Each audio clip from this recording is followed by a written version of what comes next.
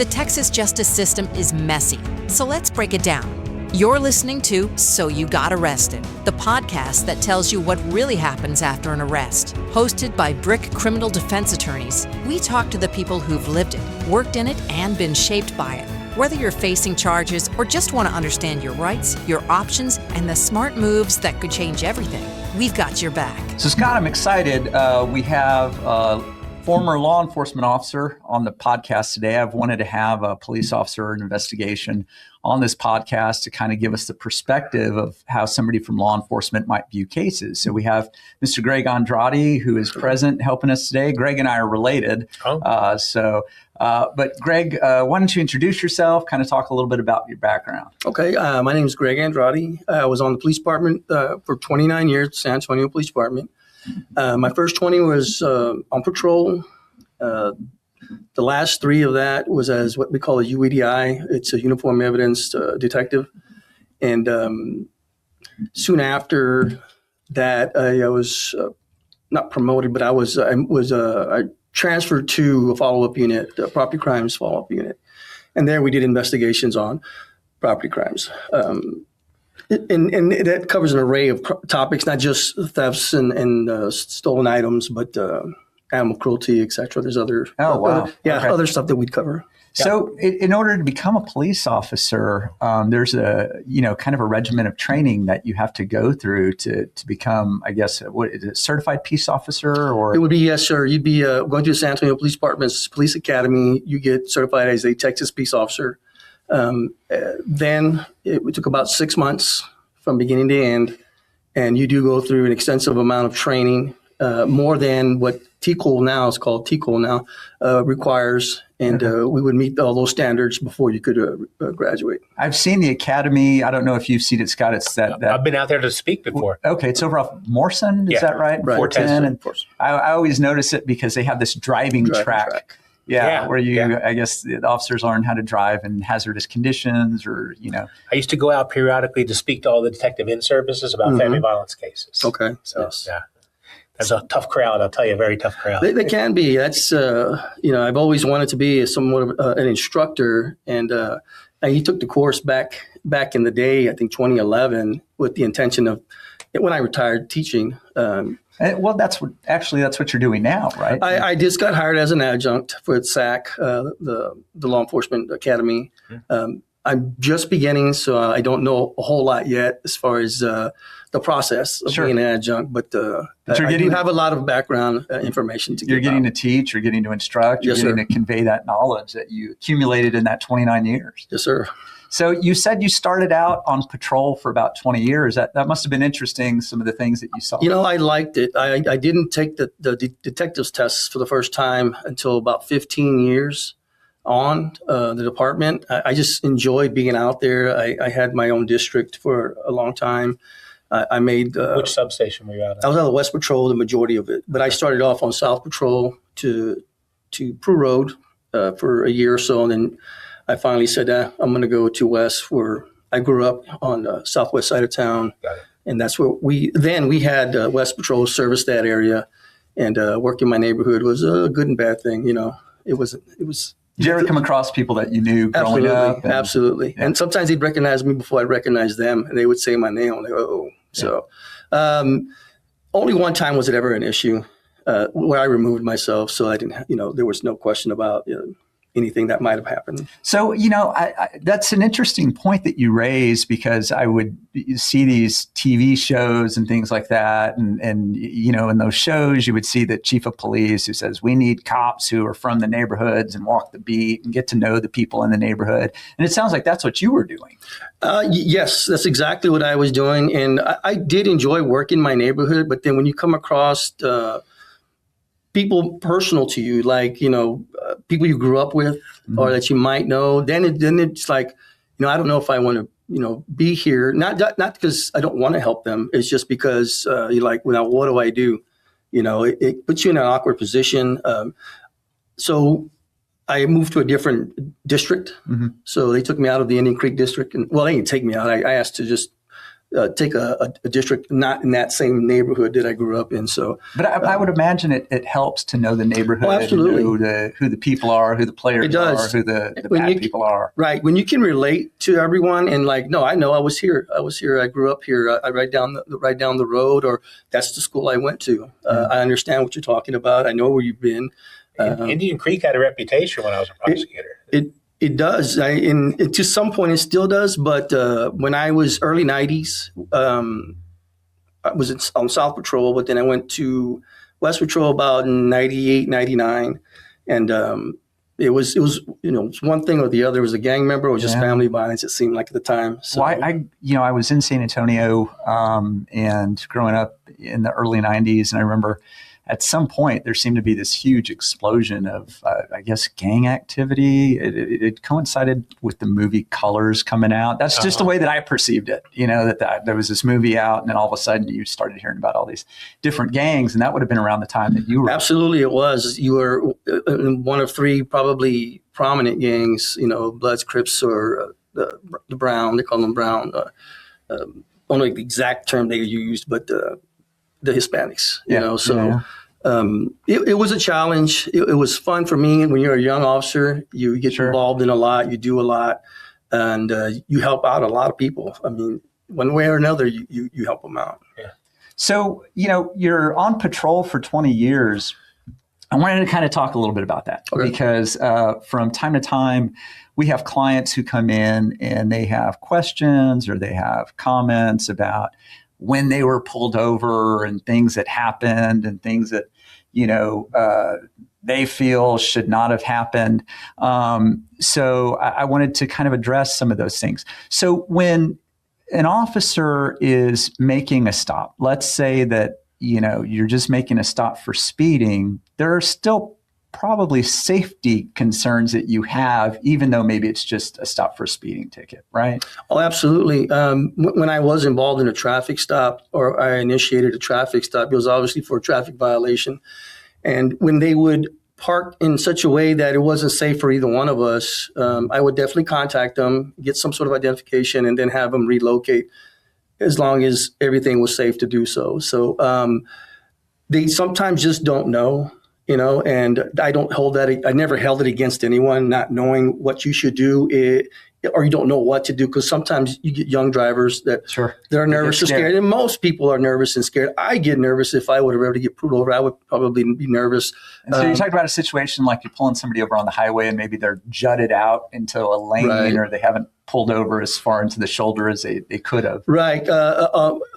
They didn't make it a habit of stopping people on the highway, being a patrolman, but you would come across that every once in a while. And when I did, they would, I don't know if they did purposely or not, or maybe just didn't know, they would stop right at the edge of the shoulder where they would force you if you had room to go in on the other side. And I think eventually that was the tactic after a while, after so many officers are injured or hit. I think I've seen that now. You start to move to the other side. And my time on patrol, I did do that at some point, because when you're that close and then you park your patrol vehicle tactically in a way that, so if it is rear-ended, because we know it happens, it jets out away from the vehicle you stopped, as well as you or the driver. Yeah, I've kind of seen that now, and I don't know if you've noticed this, Scott, where the officers are going to the passenger side as opposed to the driver's side. And I think it really depends on how much space you have, the traffic, how heavy the traffic is, how fast the traffic's going.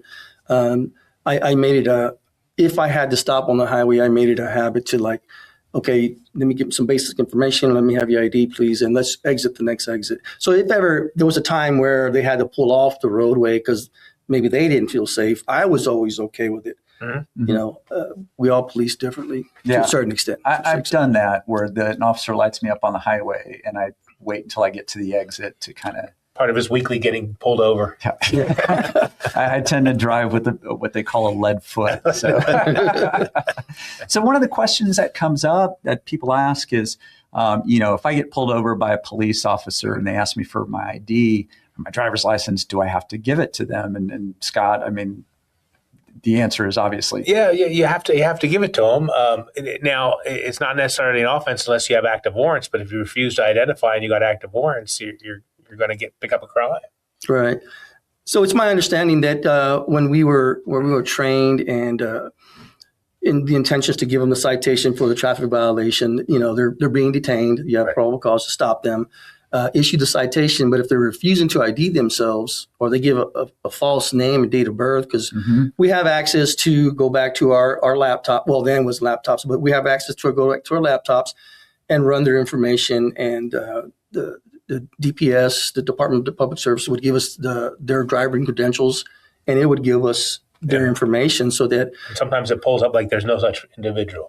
Right, and that happens a lot when they don't have it. So I lost it. Okay, not a problem. What's your date of birth? Your ID number. And I would rather have had the Texas ID number because it would go right to who they are. Right. And then I go by a different. Well, that's my name, but I go by this. Right. What's on your ID? And I always try to make it clear. Well, what's on your ID, or where do you live? Over there. Okay, well, over there. What's over there? Can you tell me what the address is to over there? And I can tell you, I made a lot of traffic stops in my time on patrol, and the majority of the people were cooperative. It's rare that I didn't have anybody that wasn't cooperative, although I can think off the top of my head right now that there was a few that just did not like the police for whatever reason. Sure. And I get that. I mean, I understand, nobody wants a fine. And that's not doesn't mean you're going to get a ticket every time. You might get a warning, which is essentially a ticket, but it's a warning. And it's my understanding it doesn't really go anywhere as far as. But of course, if you were going to make a call between giving a warning and ticket, them being a jerk about the situation, how does that affect? I think sometimes it does. It has. It really depends on the aggressive driving habit that they may have had at the time, or the violation, or how hazardous the incident was. And then when you're running their ID, we can see your driving history. So we're scrolling, and then we're scrolling, and we're still scrolling, and you have a number of tickets. Odds are you're probably going to. Odds are that you're going to probably get another ticket. Whereas if you see that you've been stopped once and it was a warning, so you know what, this is just be careful. Just to let you know, this is wrong with your vehicle, or in this area you might want to take a different driving tactic through this area because of whatever issue it was that you and what I think a lot of people don't know, you had mentioned earlier the laptops in the vehicles. I didn't know that until I started watching police dash cam footage as part of my cases. The officers have laptops where they're looking things up, they're typing things up. It's what it is. It's just it's a tough, I was gonna say tough shit, but it's a tough laptop. I don't know what they are now, but back when I was on patrol, when they were introduced, because we used to have small little MDIs or MDTs, they called them. Now they're big computers, they're laptop computers. They're mounted well, and they're not going anywhere. They're heavy duty. Right. You can look up not anything, but anything that is going to help us in our job to help the people. So let me ask you this: when let me give an example, because I have clients who come in occasionally and they ask questions like, well, why did the officer do this? Why did the officer do this? For example, there was a case that I had a few years ago where I had a client who he was a young man, and the officer's pulling him over, just going to write him a citation for speeding. And this young man, and I still don't know why he did it, while the officer's in the squad car preparing the citation, just takes off. And the officer, gives chase, gets behind him. Kid looks like he's going to stop, and takes off again. And eventually the chase ends. The kid pulls off. This was in, I believe, Karnes County, or one of these rural counties. Ends up in a dirt road where he finally comes to a stop. The officer gets out and draws a weapon. And I remember the family in that case being upset. Why did the officer have to draw the weapon? And I'm thinking, well, this is a felony. Yeah. And the officer doesn't know what's about to happen or why this person's running. Because the assumption is you're fleeing for some bad reason, that must be a warrant out for you. Although that's not always the case, but. Yeah, can you kind of speak to that? Like, what's going through an officer's head? So immediately you're thinking the worst, right? He has to have a weapon. He has to have something so bad that he's going to go to jail for, or he or she, because we've had females take off too. Sure. So initially you're like, okay, I'm going to pursue this person or not, because you have to get permission. And nowadays, I don't think you can pursue. Under certain circumstances, you can't. They won't allow it. But I didn't know that you get permission to pursue. But too many problems with crashes during hot pursuit, and so they're more critical about approving a hot pursuit depending on what the circumstances. It depends. Wow. When I was on patrol, still, it had to be. Didn't have to be felonious, but it had to be a serious crime being committed or was committed or going to be committed. So when you get the approval, then you follow up, and then when you're stopping them and they pull over, and then like, okay, I'm good. Like, well, as an officer, you're like, no, well, I'm not comfortable right now. I'm not comfortable at all. You don't know what's about to happen. So oftentimes you will draw down, and really. And the training tells you to protect yourself and everyone, a third person also, if there's a third person involved. We don't know if there's anybody else in the car. We don't know if there's young people in the car. So you do it first and foremost for everyone's safety, right? And once they're under control, if they can being brought under control, because sometimes they don't want to go. Like I said, they could be a parolee, and this is it, for whatever reason, or they do have the warrant that they don't want to answer to. It's gonna turn into something a lot worse. Well, let's talk. We're up against the break here, so we're going to take a break, and we'll finish that off on the other side. All right, sounds good. The attorneys at Brick Criminal Defense have helped over 5,000 clients move on with their lives. When an arrest or accusation turns your life upside down, we have the knowledge, experience, and integrity to get your life back on track. Traditional legal ethics, modern legal tactics, the best defense possible to get you through the criminal justice system.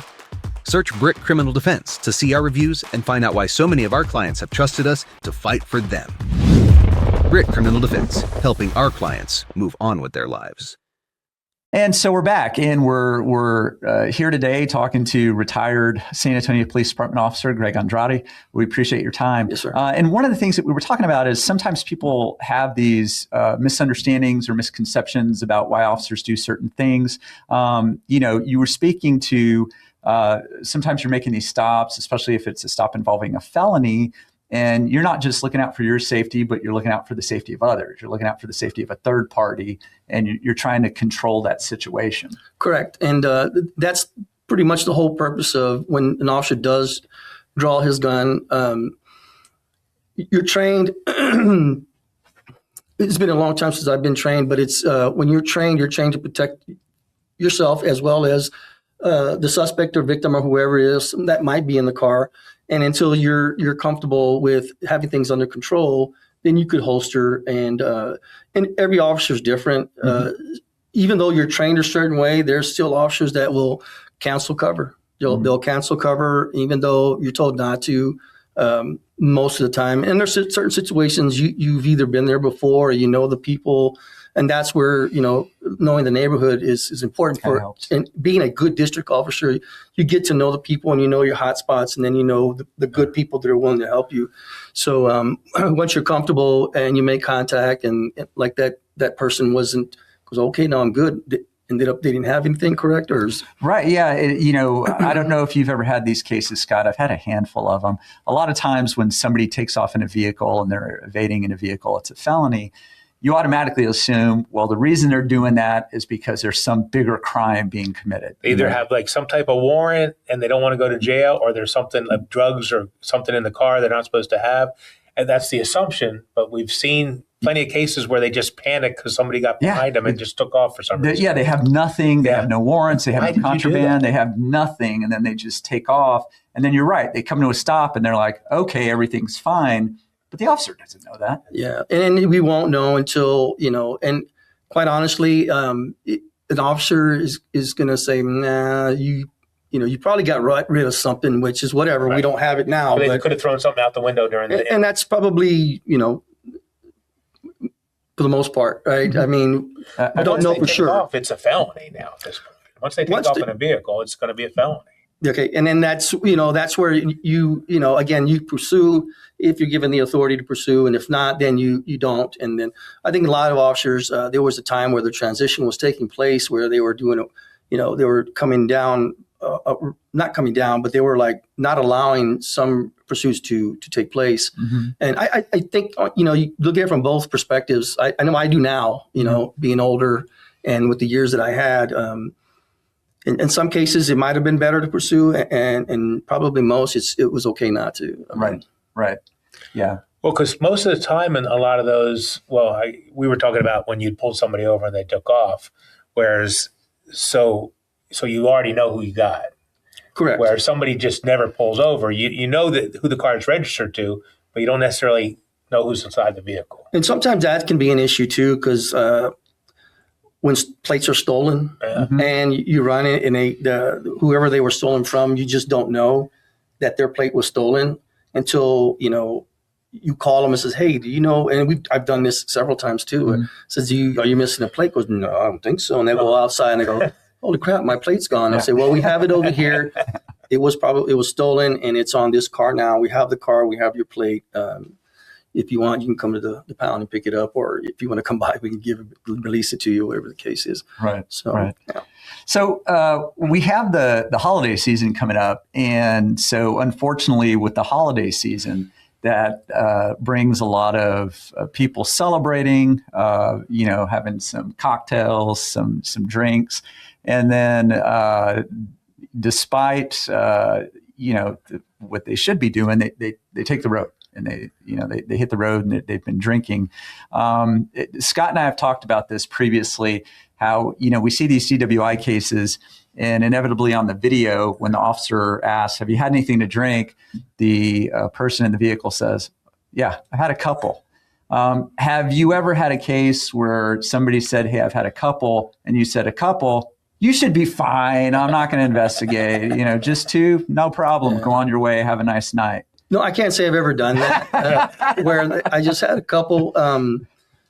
You have to go through your field investigation at the very least, right? And then you can make that determination after field sobriety or whatever it is that you're trained to do.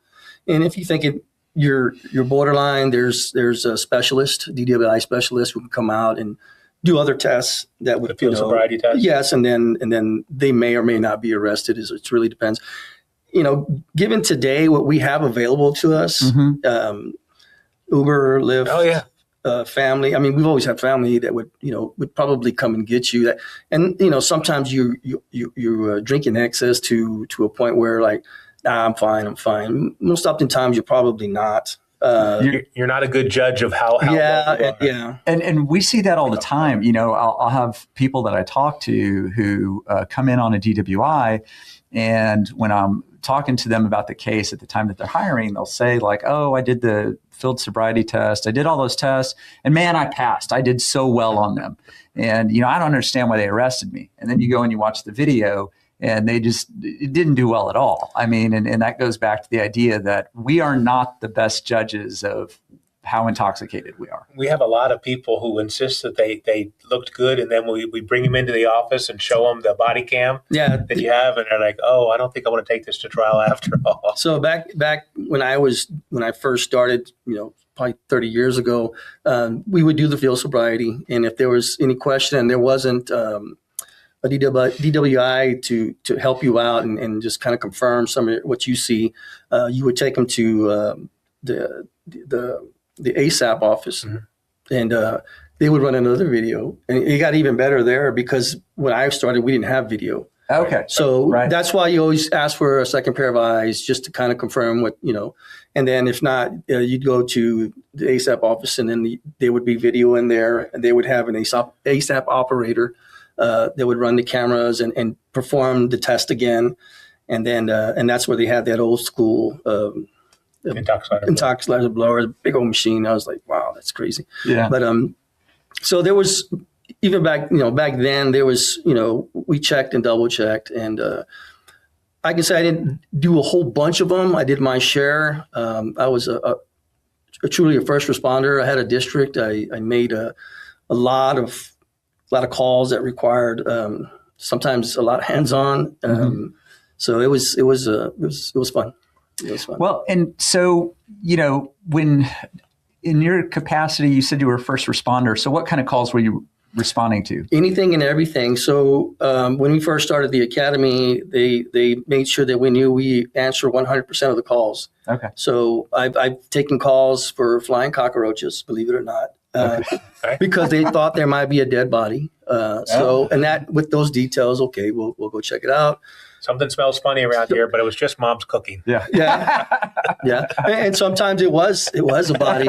Sometimes it was a body. Wow.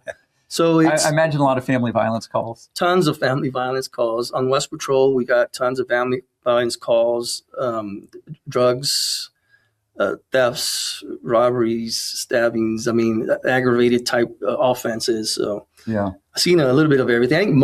I don't say most police officers, but those who work in high crime areas and busy districts. I worked the B shift for a lot of years on the West Patrol, so it was super busy. And then later, as a uniform evidence detective, you would be the person who comes out and starts collecting the evidence, taking photos of the crime scene and all that. So I have to say, when that program started, it was still, we had what we were supposed to do, but not everybody agreed with it, especially patrol officers.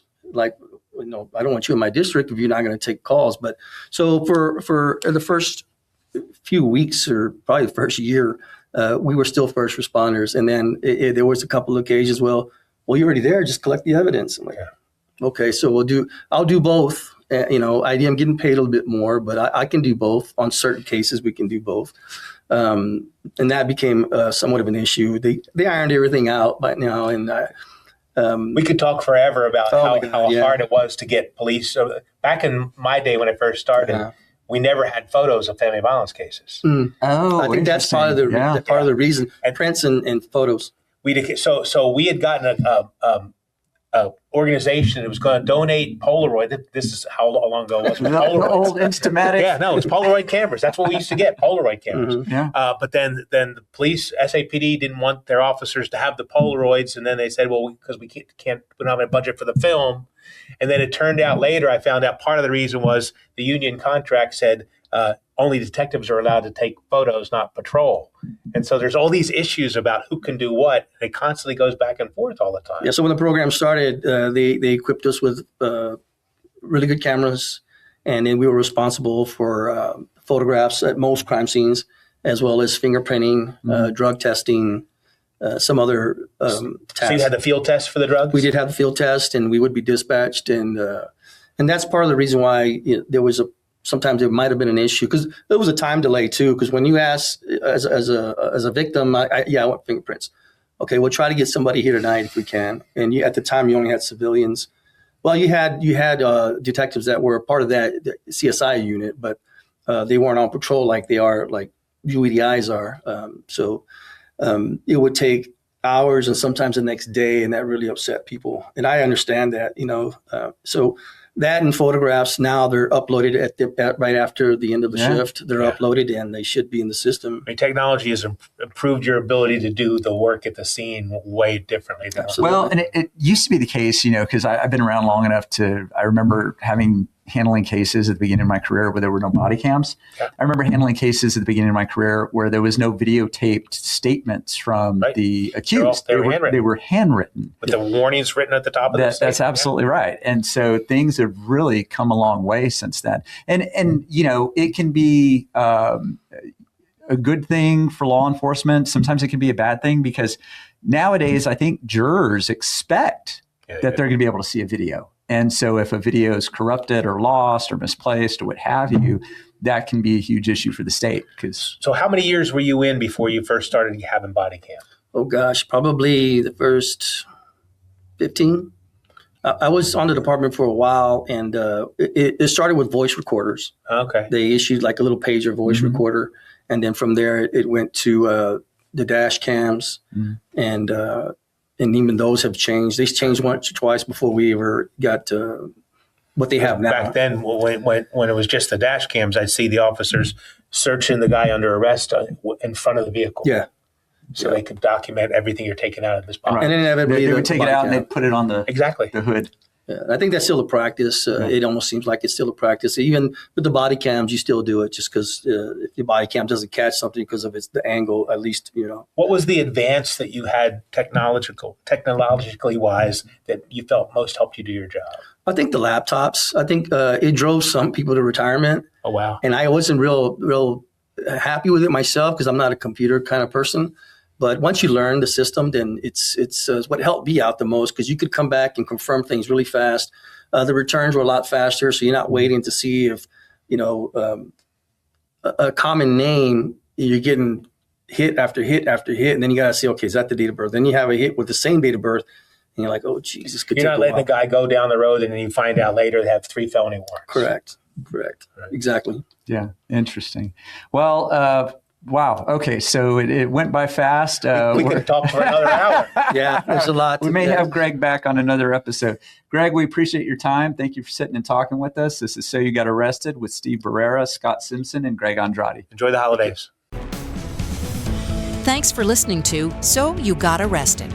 If you found this podcast helpful, share it with someone who needs to hear it. For more legal insights and real talk from the front lines of the Texas justice system, follow us and subscribe. And remember, Brick Criminal Defense has your back. For more information, visit us at brckdefense.com.